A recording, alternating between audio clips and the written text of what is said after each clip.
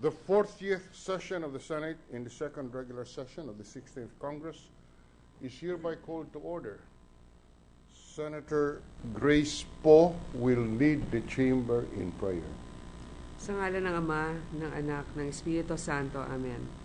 Mahal na Panginoon, malamig na po ang simoy ng hangin, pinupuno ng gabi ang awit ng mga batang nangangaroling, simula na ng simbang gabi. Panahon ng pagdiriwang at pasasalamat, panahon ng kasiyahan at pagbibigayan, panahon ng pagpapatawad at pagmamahalan.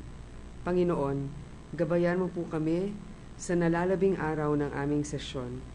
Lawakan mo po ang aming pangunawa, paigtingin ang aming malasakit sa kapwa. Amen. Sa ngalan ng Ama, ng Espiritu Santo.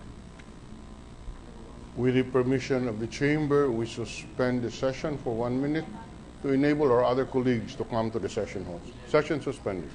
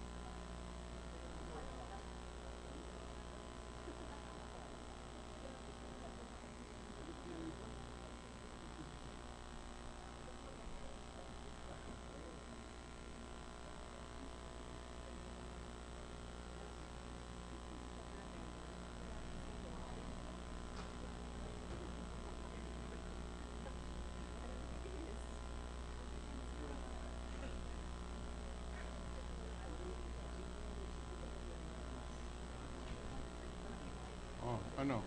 Nandiyan ba?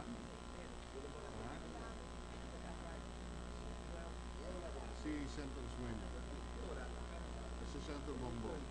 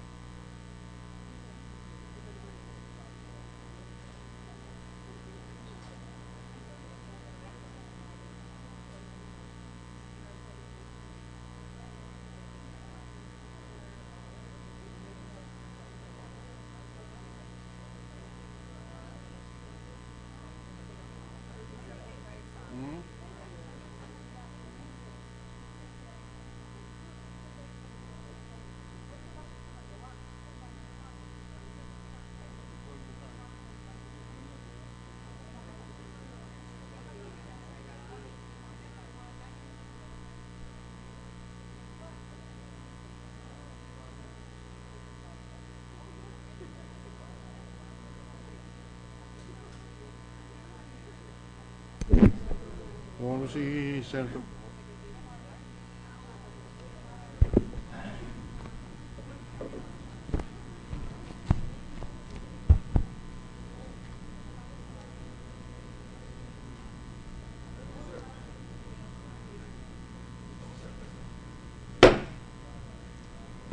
The session is resumed.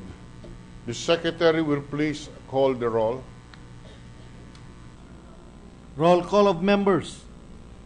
The Honorable Senators Angara, Aquino, Binay, Cayetano Alan Peter Compañero S, Cayetano Pia S, Defensor Santiago, Ejercito, Enrile, Escudero, Estrada, Gingona, Hunasan, Lapid, Legarda, Marcos, Usmeña, Pimentel, Po, Recto, Revilla, Soto, Trillanes, Villar. Senate President Trilon.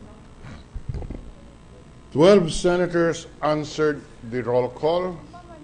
Senator Enrile, Senator Estrada, and Senator Revilla are under detention and could not be physically present. Senator Trillanes is out of the country. That leaves the Senate with 20 senators. 12 constitutes a quorum. Therefore, the chair declares the presence of a quorum. The majority leader is recognized. Mr. President, with the consent of the Senate, I move that we dispense with the reading of the Journal of the 39th Session, December 15, 2014, and consider the same as approved. Any objection? Hearing none, the reading of the Journal of Session number 39 is hereby dispensed with, and the same is hereby approved.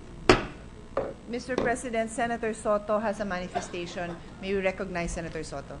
Senator Soto is recognized. Thank you, Mr. President. With your permission and the permission of the body, and thank you to the acting majority leader, may I move that the following members be made following senators be made members of the representing the minority in the following oversight committees, Mr. President. For the Clean Air Act, Senator Honasan and Senator Soto. For the Clean Water Act, oversight also, Ejercito and Binay, Senator Ejercito, Senator Binay. And for the chainsaw massacre, the chainsaw oversight, Mr. President. And I didn't realize there was still an oversight for the chainsaw. Senator Honasan and Senator Soto, Mr. President. So moved. The members of the Senate representing the minority nominated to the different oversight committees as manifested by Senator Soto is hereby elected to the respective oversight committees so mentioned. Thank you, Mr. President. If you don't mind, 3 more manifestations. Because I was supposed to do this yesterday, but your gavel was quicker than my hand, than my raising of my hand. So, may we move that we allow Senator Nancy Binay to remain as member of the Commission on Appointments from December 1 onwards in place of Senator Jingo Ejercito, Mr. President. So the membership of Senator Binay will continue as he was previously elected to represent the Senate as part of the minority contingent to the Commission on Appointment. Thank you. Yes, Mr. President. Okay, approved. And then, Mr. President, I move that we elect Senator Gregorio Honasan as member of the Commission on Appointments, replacing Senator Vicente Soto III. Yours truly, Mr. President. You are replaced effective January 1, 2015. Senator Soto is replaced by Senator Honasan as representative of the Senate to the Commission on Appointment effective January 1, 2015. Approved. Thank you, Mr. President. May we recognize Senator Honasan is recognized. Mr. President, may I move that the Chamber elect Senator Vicente Soto III to the Senate Electoral Tribunal, vice this representation effective 1 January 2015. Senator Soto is elected as a member of the Senate Electoral Tribunal in replacing Senator Honasan, effective January 1, 2015, representing the minority group in the Senate. Approved. Thank you, Mr. President. 1 minute. Majority Leader? Yes. Mr. President, I move that we proceed with the reference of business. The Secretary will read the reference of business.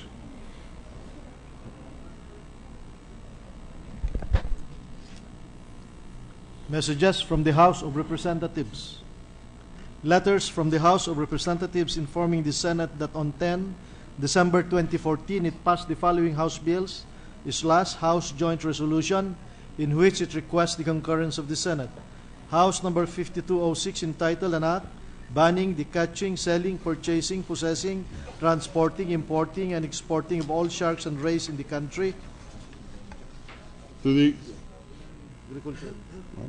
referred to the Committee on Agriculture and Food, Environment and Natural Resources. House number 5217, an act governing the accreditation of microenterprise development institutions. Trade, Commerce and Entrepreneurship, Economic Affairs, Ways and Means. And House Joint Resolution number 21 entitled Joint Resolution authorizing the President of the Philippines, His Excellency Benigno S. Aquino III, to provide for the establishment of additional generating capacity as mandated by Republic Act number 9136, also known as the Electric Power Industry Reform Act, EPIRA, to effectively address the projected electricity shortage in the Luzon grid from March 1, 2015 to July 31, 2015. Committees on Energy, Ways and Means, Finance. Letter from the House of Representatives informing the Senate that on 10 December 2014, it agreed to a conference and designated Representatives Mendoza, Benitez, Teves, Villanueva, and Lopez as its conferees to the Bicameral Conference Committee on the disagreeing provisions of House number 4633 entitled An Act strengthening the policy framework for the development of the sugarcane industry, establishing the Sugarcane Industry Development Fund, and reconstituting the Board of Directors of the Philippine Sugar Corporation, and Senate number 2400 entitled An Act promoting and supporting the competitiveness of the sugarcane industry, establishing the Sugarcane Industry Development Fund, and for other purposes. Committee on Rules. Letter from the House of Representatives informing the Senate that on 15 December 2014, it passed House number 5237 entitled An Act appropriating the sum of 22,467,608,000 pesos as supplemental appropriations for fiscal year 2014 and for other purposes, in which it requests the concurrence of the Senate. Committee on Finance. Letter from the House of Representatives informing the Senate that on 15 December 2014, it approved the Conference Committee on the disagreeing votes on House number 4968 entitled An Act appropriating funds for the operation of the Government of the Republic of the Philippines from January 1 to December 31, 2015 and for other purposes. To the Archives. Bills on first reading, Senate number 2507, An Act penalizing dependent adult abuse and instituting programs and mechanisms for its prevention by Senator Defensor Santiago. Social Justice, Welfare, Rural Development, Finance. Senate number 2508, An Act regulating barbering and cosmetology, Senator Defensor Santiago. Health and Demography.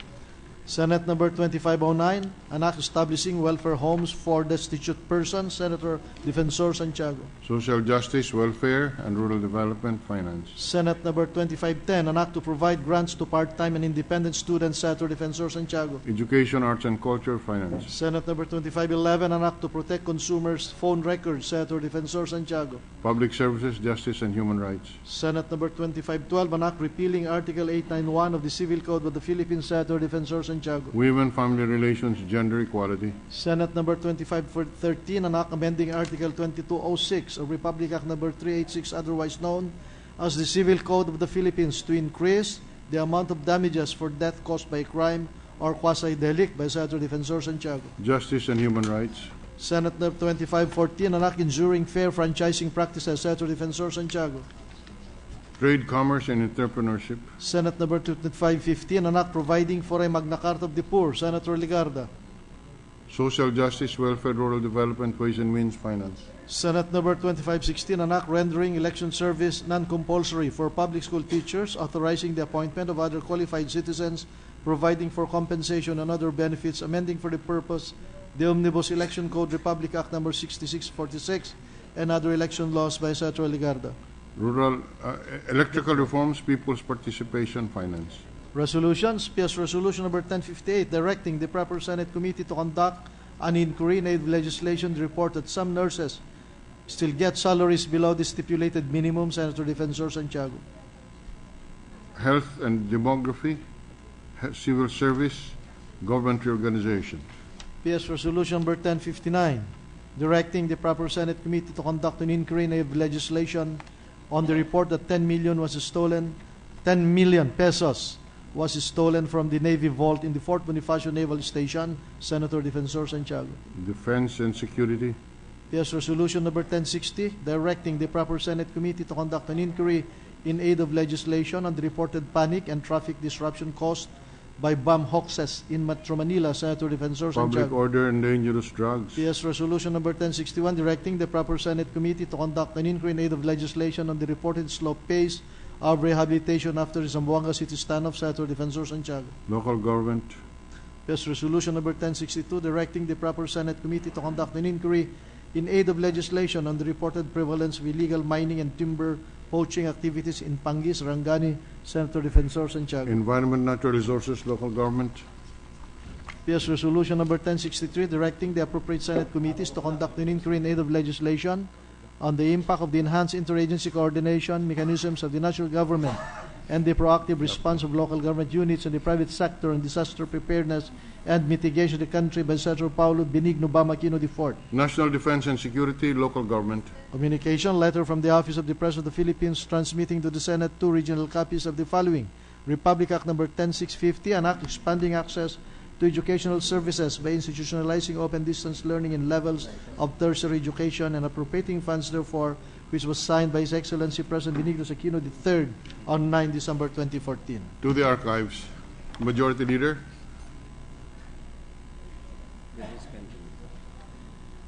With the consent of the Senate, I move that we resume consideration of Senate Bill number 2419 under Committee Report number 78. This is the Judiciary Independence Enhancing Bill, Mr. President. Consideration of the resumption of consideration of Senate Bill number 2419. Senate Bill 2419 under Committee Report number 78 is in order. Mr. President, the sponsor, Senator Pimentel, has delivered his sponsorship speech on the measure last December 10. Since we are still in the period of interpellation, I move that we recognize the sponsor. Senator Pimentel is recognized in the period of interpellation. We are ready to answer questions, Mr. President, but unofficially, I have been asked if whether this will amount to a limitation on the presidential power to appoint, considering that the Constitution does not provide any limitation when it provides for the appointment of the members of the JBC. So we have a situation here, Mr. President, and I'm stating this for the record, that there is no limitation on the presidential power to appoint, and there is also no prohibition for Congress to add additional requirements or additional circumstances for the appointees.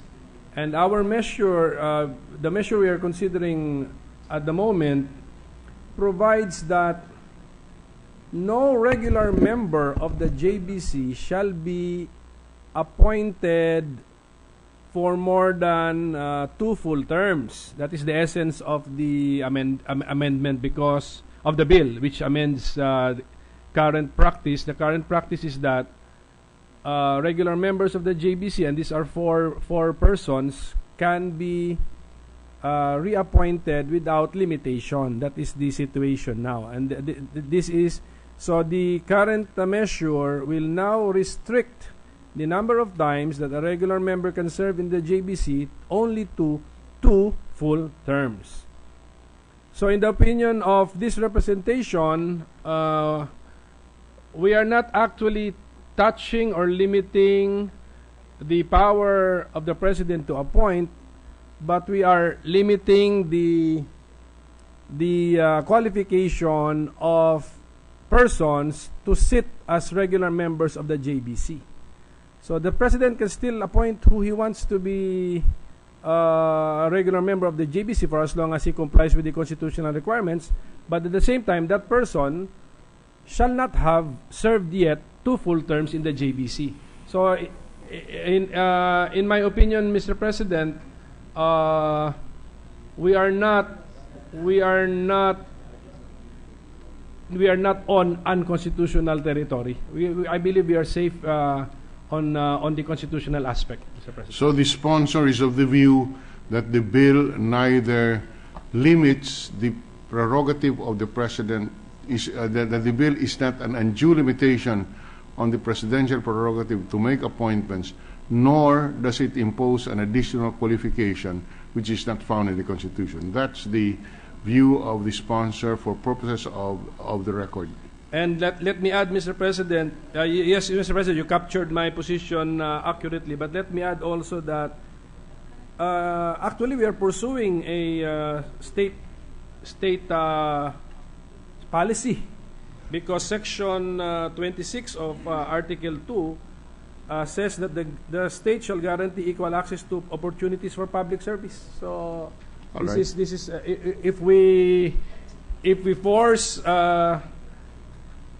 provide for a disqualification for indefinite terms of office in the JBC, then we force the introduction of new blood as members of the JBC. Anyway, that's spread on the record for purposes of future reference.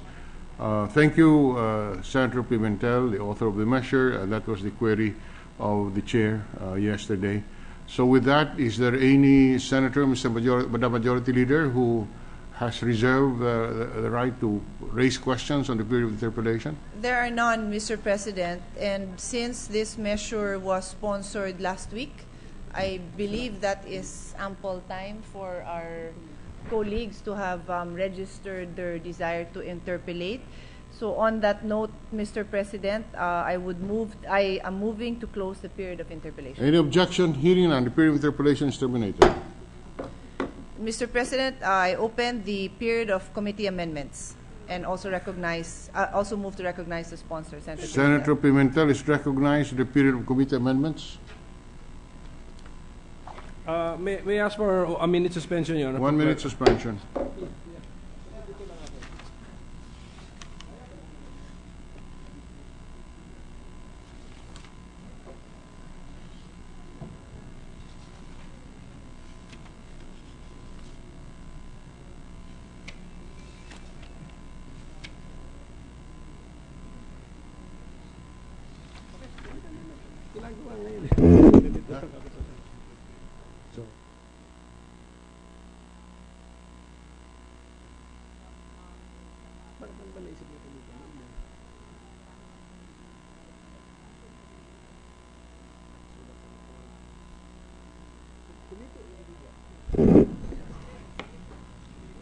Session is resumed with the permission of the chamber. For the record, this is a substitute bill, and therefore the committee amendments is supposed to have been already incorporated in the committee report. Yes, sir. So I move that we close the period of committee amendments, and then we proceed to individual amendments, Mr. President. Any objection? Hearing none. So terminated. Okay, and since we are now in the period of individual amendments, yes, Mr. the period President, for individual amendments is in order. Okay. On page 2, line 5. Page 2, line 5. Section, yes, sir. Section 4. Yes. On persons covered. Yes. Yes, sir. Yes. At the end of the paragraph, change the period to a semicolon and thereafter insert the following phrase. Provided, comma, that a regular member who has held office for at least 3 years, 3 years shall be considered to have served 1 full term, period. If I may explain the rationale, Mr. President. Please proceed. Because as currently worded, we might be operating under the impression that that regular member must have served 4 years, and then another 4 years, so a complete 8 years to be subject to the provisions of the bill. And I looked at the actual terms of office of the occupants.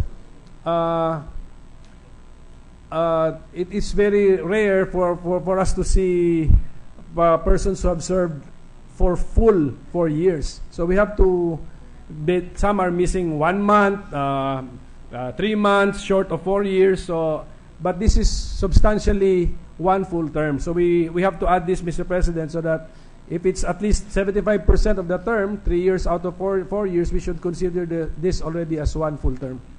All right. Any objection to the Pimentel amendment? Hearing none, approved. That would be all, Mr. President. Before we recognize the majority leader, for the record, this bill will be of prospective application, meaning Yes, sir. those who may have been appointed for the third time already as when the bill is passed will not be affected by this measure. Yes, sir. We'll make this prospective. And also for the record, only 4 positions are involved in this, are covered in this bill. The regular position. Yes, sir. The Regular members of the JBC. Yeah, all right. So with that clarification, yes. On that note, Mr. President, just to further clarify, those already on their second term can no longer. Is that correct, Mr. Sponsor? Those currently serving their second term will already be covered by this once it passes into law.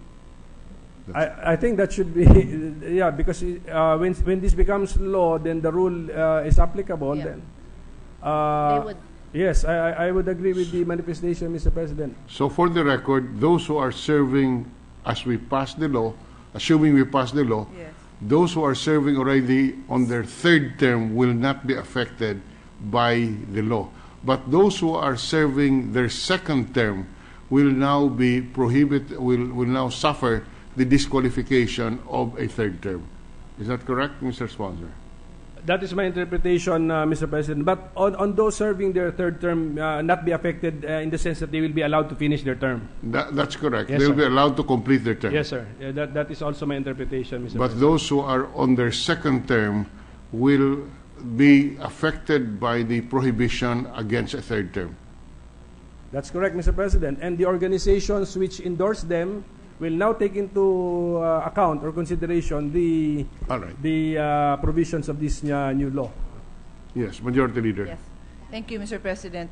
On that note, Mr. President, we have no reservations for individual amendments, and so I move to close the period of individual amendments. Any objection here? None. Period of individual amendments terminated.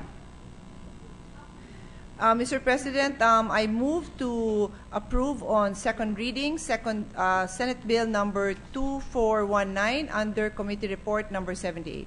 Any objection? Hearing none. Senate Bill number 2419 under Committee Report number 78 is hereby approved on second reading.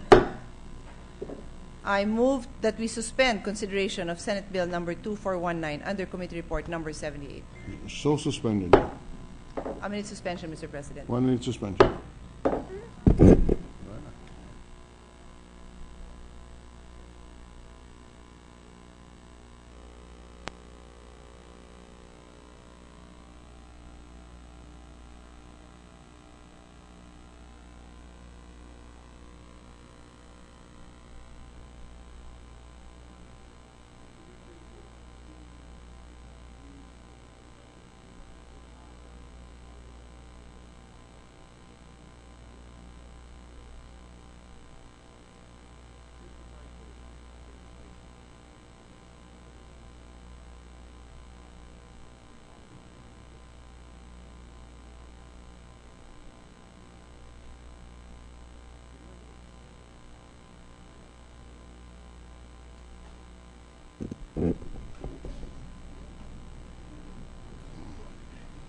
Ready to resume, Mr. President. Session is resumed. Mr. President, I move that we adjourn the session until 3 o'clock in the afternoon of Wednesday, December 17, 2014. Any objection? Hearing none. Session is adjourned until December 17, 2014 at 3 o'clock in the afternoon.